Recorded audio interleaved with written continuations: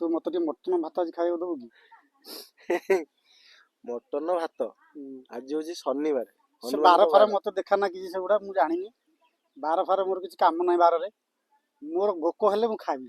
Mutton ଦବାଟା କିଛି ଅସୁବିଧା ନାହିଁ। ପ୍ରୋବ୍ଲେମ ଟା ଏଇଟା ହଉଛି କି ଯୋଉ କଥାରେ ଅଛି ମାନେ ପୋଥିକାରେ ଲେଖା ଅଛି, ମୁଁ ସପୋଜ ଆଇଁଷ ଖାଏନି ଟୋଟାଲି, ଯଦି ମୁଁ ଜଣକୁ ଖୁଆଉଛି ତାହେଲେ ମୁଁ ଖାଇବାଠୁ ଅଧିକ ପାପ ଗ୍ରହଣ ତୁ କରୁଛି। କୋଉଠି ଖୁଆ ହଉଛୁ? ତୁ ବା ପଇସା ଦବୁ ମୁଁ ଖାଇବି। ହଁ ତୁ କୋଉଠି ଖୁଆଇଲୁ? ଯାହା ବି ହେଲେ ନାଇଁ ତୁ ତୋର ମୁଁ ପଇସା ଅଂଶ ଦେଇଦବୁ ମୋର ଖାଇବି। ମୁଁ ଅଂଶଗ୍ରହଣ ମୁଁ ବା ଖାଇବା ଲୋକ ମୁଁ ମୁଁ କହୁଛି ମୁଁ ଖାଇବି। ମୁଁ ଅଂଶଗ୍ରହଣ କଲି ନା କଲି? ତୁ କୋଉଠି ଅଂଶଗ୍ରହଣ କଲୁ? ଆଉ ଏଇଟା ଖାଇବା ଲୋକ ମୁଁ, ତୁ କୋଉଠି ଅଂଶଗ୍ରହଣ କଲୁ?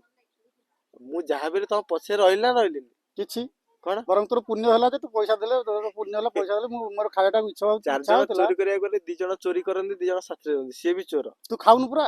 ତୁ ଖାଇଲେ ସିନା ତୁ ଦୋଷୀ ହୁଅନ୍ତୁ। ତୁ ଖାଉନୁ ବା। ଠିକ ଅଛି, ଆପଣ ମାନେ କମେଣ୍ଟରେ କହିଲେ ଯେ ମୁଁ ଦୋଷୀ ହେବି ନା ହେବିନି।